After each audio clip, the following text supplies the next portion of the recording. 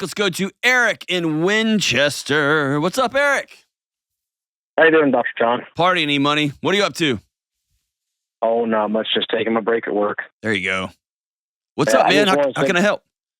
I just want to say before we start, I want to say thank you because over the last few months, you've really been a big factor in my personal development, and I appreciate you taking my call today. Well, I'm grateful for you listening, man, and never forget, I'm just a clown on a podcast or on YouTube, man. You're the one actually having to make hard choices every day, so props to you, brother. It's awesome. So what's happening? I got one that's pretty big today, and it's something I've kind of been stuck on, but I really need some advice. All right, hey, do me a favor. Talk directly into your phone, okay? Can you hear me now, sir? Perfect. That's awesome. Fantastic. So over the course of my life, my father has not been the best husband to my mother. He's constantly, been, I'd say, disrespectful towards her, and he's always had extramarital things going on. And it's kind of, as I've gotten older and I've had a son, there are things that he's done that I've vowed to never do, and they've kind of become part of a moral code for me, like cheating, lying. Those are two really big things for me that are absolute no-goes. So my question is today is that I'm at a crossroads where I'm trying to figure out if I should remove my father from my life because of the way he treats my mother, or if I should stay out of their marriage problems. I think there's a third option. I think that if you weaponize your son as a way to intervene in their marriage, that's a no-go. Okay. That's a way to get your kid burned. That's a way that's just a way to get your mom in more mess. If you choose to only have men of character in your son's life, then you can look at your dad and he has opted out of your son's life because of the way he's chosen to live.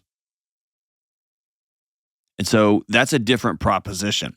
This would be a very difficult conversation to have, but if you sat down and looked across the table and said, Dad, and by the way, I would use very specific language, not, you've had some extramarital thing. You've cheated on my mom, and I will never know what was going on behind closed doors. I don't know how she treated you behind closed. I don't know any of that stuff. I know you cheated on my mom over and over and over again. I know you don't tell the truth all the time. And I'm committed to having only men in my son's life who are men of character. And now the choice is on you. You could have that conversation with your old man. It would be a powerful conversation. It probably will not go well. But man, it would be one where you would walk real tall. And if you did, especially if you did it in a respectful, dignified way, not on the back end of a fight, like, oh, y'all are four Bush tall boys into a fight, and you're like, oh, I tell you, don't do it like that. But if you went down and had a man-to-man conversation, it could be pretty incredible. But if you say you can't see my grandson until you treat my mom right, then you're using your son as a pawn, and now it's just going to make a mess. Yeah, I completely understand. I decided to call in to ask you for your opinion because I had consulted with other men that I consider of integrity and high value, and it was kind of a split decision. One of the men that I had consulted with, they suggested to not get involved in marriage problems that are, that I'm not a part of the marriage. And then another individual that I consulted with, he had said that if you've made a commitment to only allowing certain types of people in your life, whether they're your parent or not, does not justify or excuse their behavior. And that's where it's been really conflicting with me, because with my friends or cousins or whoever, if you cheat on your spouse or your girlfriend or boyfriend, whoever it may be, there is something inside me that says, well, if you're not going to tell them, I am. And if I lose the relationship with you because of it, then I'm okay with that. And my dad's kind of been the exception for so long because he's my dad. And it does not feel right anymore. It's never felt right, but it just feels like our relationship is broken and wounded because of these decisions. And he's actually taken me with him when I was younger, when he was cheating on my mother before. And so that was honestly, go ahead. That was honestly the hardest thing to unpack. And actually, your show actually helped me unpack that, because for a long time, it was really hard to accept that he had did that. And then 2 days later, I had to go see my mom. And basically, I felt compelled at 13 to lie to her, that, basically cover up for him, Yeah, I'm nervous about you channeling that inner pain. Well, what your dad did to you sucks, man. What your dad did to you is immoral and it's wrong. And like you said, a grown-up put a 13-year-old in a very precarious position. And now, how old are you? I'm 28, sir. You're 28, man. You're still beating up that 13-year-old for not having more courage. You gotta lay off that 13-year-old, man. That was tough. That was madness. Because you know as well as I do, you can look back now and be like, I should have done this, but you're looking back now through a 28-year-old man's body. That 13-year-old would have got his head knocked off. Or if he didn't, mom might have. And so you gotta let that 13-year-old off the hook, because what's happening is you're turning into Batman. You're turning into a vigilante. And you are playing God over other people's relationships. My rule of thumb is, if I've got somebody in my life that has an ongoing affair with somebody, I am choosing to not be around them. If somebody opts me into this conversation, let's say I'll make up something. A close buddy of mine, let's say he's cheating on somebody for a long, long time. Like he's got a year affair going on with somebody at work. And his wife calls me and said, I think something's going on.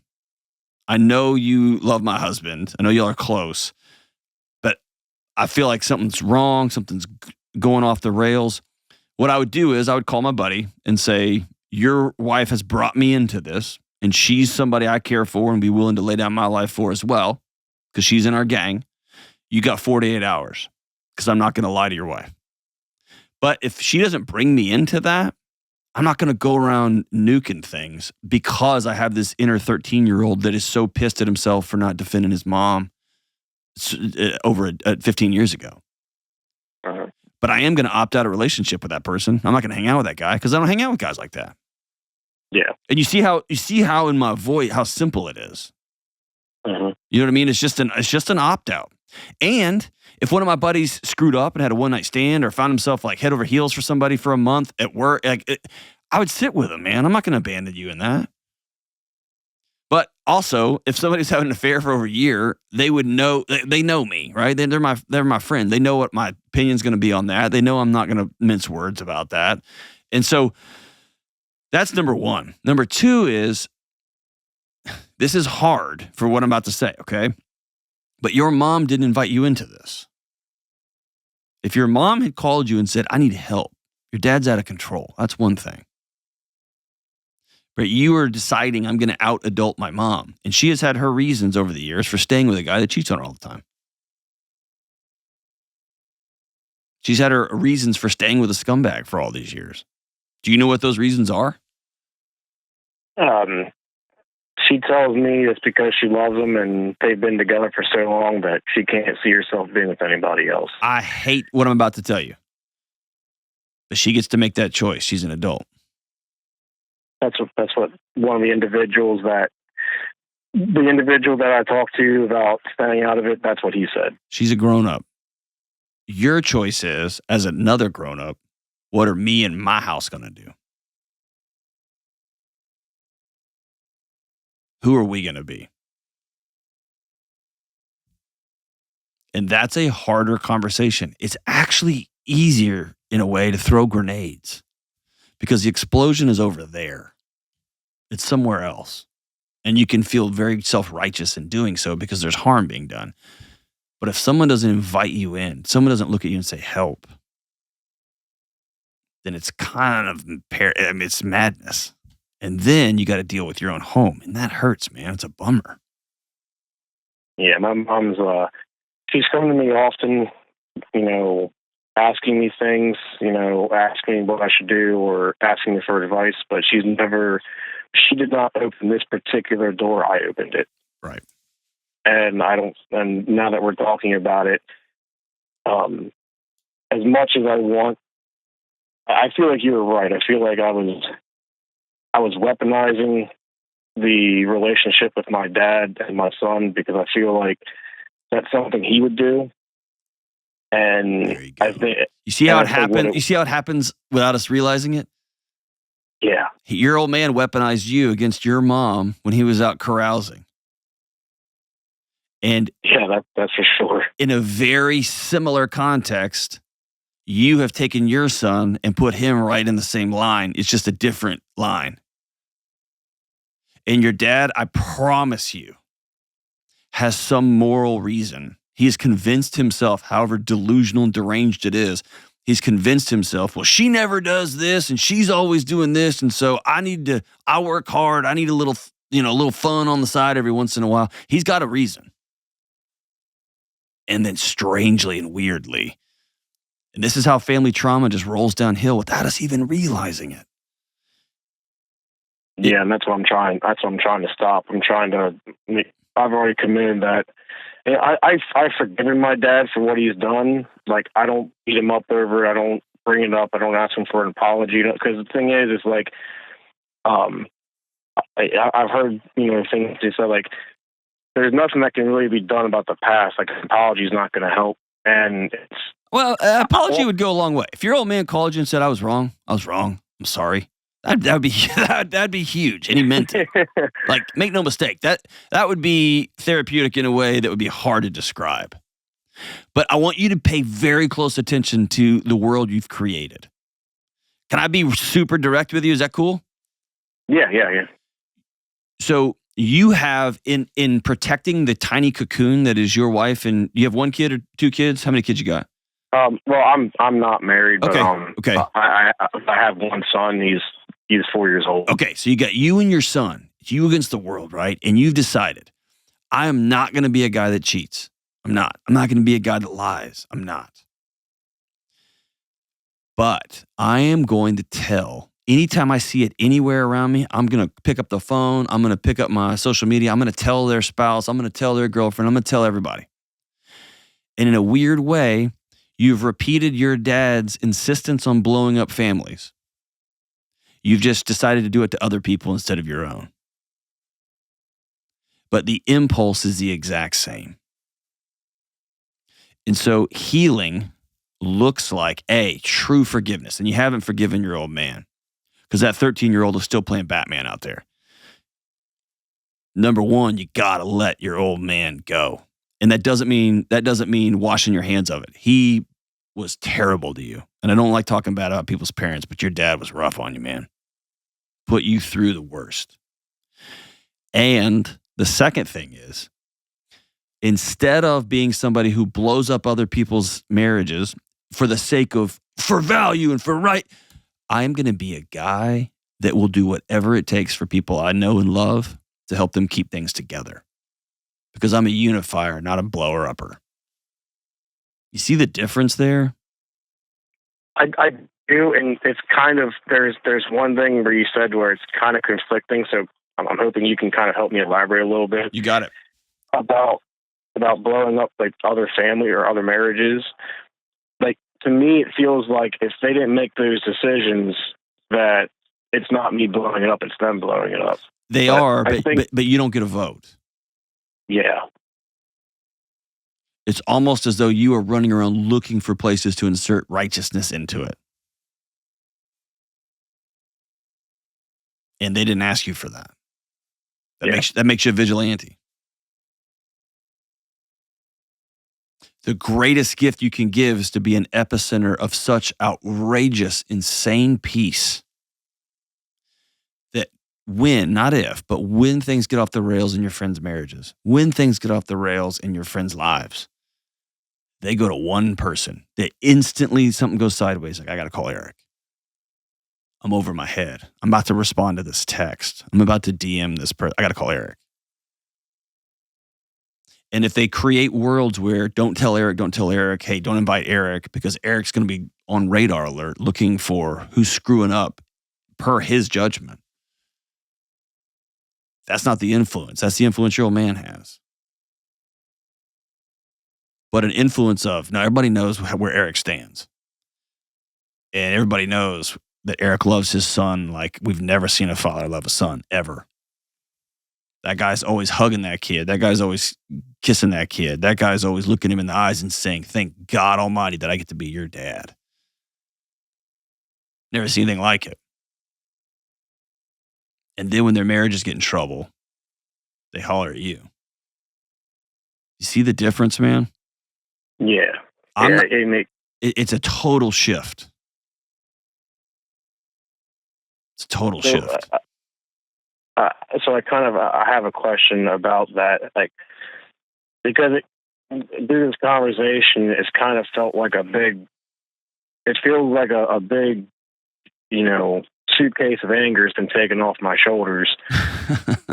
But at the same time, it's like, I just really want to treat my mom a lot better, and I'm just not sure how to do it. Like, if it's even my place to do it. So now you're talking. So you're a kind of guy that honors his mom beyond what even makes sense. You're not a guy that tries to fix her marriage because she's a grown woman. She can do whatever she wants. But you're a son. Do y'all live in the same town? I'm sorry? Do y'all live in the same town? Yes. Okay. You are a son. This is an identity. I'm a son who takes my mom on a breakfast date with me and her grandson once a week. We never miss. I'm a guy who once a week on Friday evenings, me and my 4-year-old son, we make a card out of construction paper and glue and whatever, wood, nails. And we make grandma one present a week.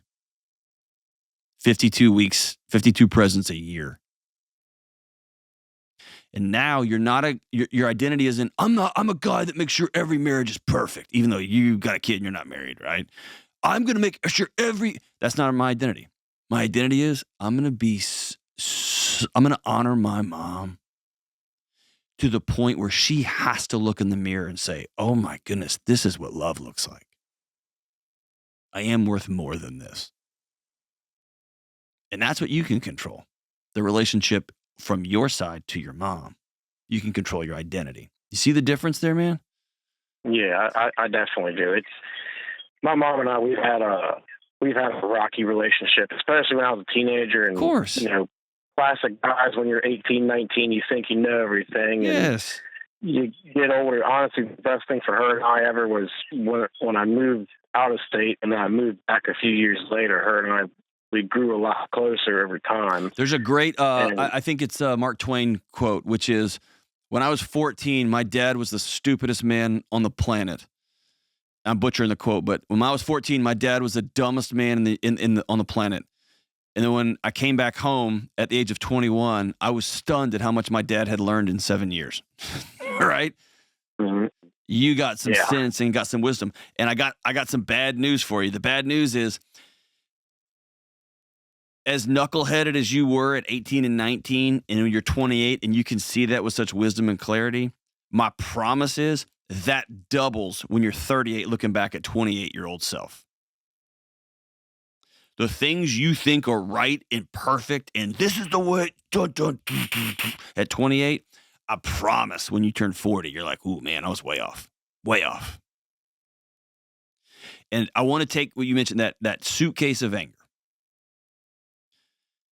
When you are at a party and you are hyper-vigilantly, is that a way to say that? Scanning the room to make sure everybody's doing right. You know who that pains and hurts? You. It's exhausting. All the energy you spent trying to fix your parents' marriage that they didn't ask you to fix, all the energy you spent being pissed off at your dad for all these years, that just weighs down you. It doesn't change their behavior, doesn't fix their marriage. It just weighs down you. And you got a 4-year-old little boy that's looking up at you at all times, absorbing you. And his one question is, why is dad so angry all the time? Why is dad so angry? It must be me. I'm going to try to fix it. I need him to see me. Because if he can just see me, he won't be so angry. And that's how this thing goes in a cycle, and a cycle, and a cycle, and a cycle. And I have no doubt in my mind, Eric, you're going to be the guy that breaks that cycle for your family. You're going to break it. Stops with me, which means I don't carry anger anymore, except for 1 or 2 or 3 very big hills that I'm going to die on. I'll die on those every time. No question about it. But when it comes to the guy who was just driving down the road when I was getting here this morning with a ponytail and he's got license plates that are vanity plates that said Hollywood, and he cut me off, my first impulse was just start laughing. A few years ago, my first impulse would have been, I'm going to smash the back of your car and create a huge pileup. I'll show you. And of course, I was just talking crap and I wouldn't do any of those things. And by the time I got to work, I would be real close to a stroke / heart attack / diarrhea. All 3 of them. My body would just be like, we're just going to shut everything down. So all I have to say is this. Stop torturing my friend Eric. My friend Eric is an amazing guy. He's done some amazing things. And he's making some extraordinary changes. Stop carrying the anger. Stop carrying the anger. Be very intentional. I want you to write down your new identities. I'm a guy who is about keeping marriages together, not making sure that they're all right. I'm a guy who will honor his mom. I'm a guy who will create a peaceful, non-anxious home for my son. Now you're talking family tree changing ways of being. Hang on the line. I'm going to send you a copy of Own Your Past, Change Your Future. I want you to read that, brother. And that will walk you through all that crap you've been through and then give you a path out, my man. Thank you so much for the call.